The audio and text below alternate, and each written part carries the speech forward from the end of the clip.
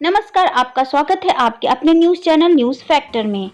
Corona virus महामारी ने पूरी दुनिया में तबाही मचा रखी है। कई बड़े देश इस वायरस की वैक्सीन बनाने में जुटे हैं। रूस ने तो वैक्सीन बना लेने का दावा भी किया है, लेकिन विश्व स्वास्थ्य संगठन ने रूस के वैक्सीन पर अभी और परीक्षण की गुंजाइश बताई है।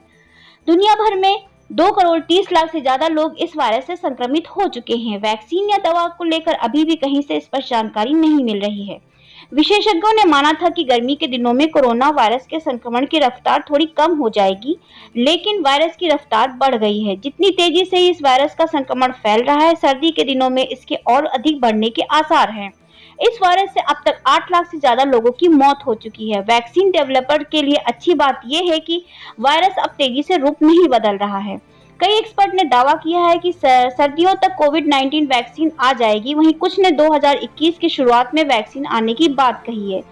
इस वायरस पर रिसर्च कर रहे कुछ वैज्ञानिकों का मानना है कि यह वायरस ठंड के दिनों में और तबाही मचा सकता है।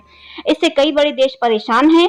अब उन सबकी उम्मीदें वैक्सीन से ही हैं। WHO के साथ काम कर चुके इन्फेक्शियस डिजीज एक्सपर्ट क्लाउस स्टोहर के हवाले से एक मीडिया रिपोर्ट की बात करें तो कोरोना वायरस का एपिडेमियोलॉजिकल बिहेवियर किसी अन्य रेस्पिरेटरी डिजीज से बहुत अलग नहीं होता है। उनका दावा है कि सुस्त पड़ चुका वायरस सर्दियों में वापसी कर सकता है।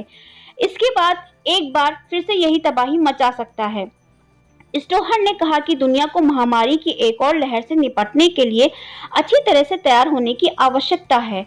कोरोना की संभावित लहर महामारी के मौजूदा खतरे से भी ज्यादा भयंकर हो सकती है।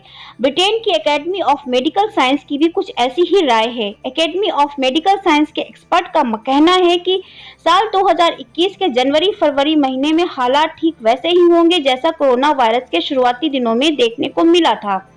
दुनिया भर के विशेषज्ञों के विचारों में एक बात तो जो सामने आ रही है वह है कि सर्दियों में कोरोना की दूसरी लहर से हालात और बदतर हो सकते हैं। सभी देशों को इसके लिए तैयार रहना चाहिए। वैक्सीन की बात करें तो अभी भी कम से कम 6 महीने का समय लग सकता है।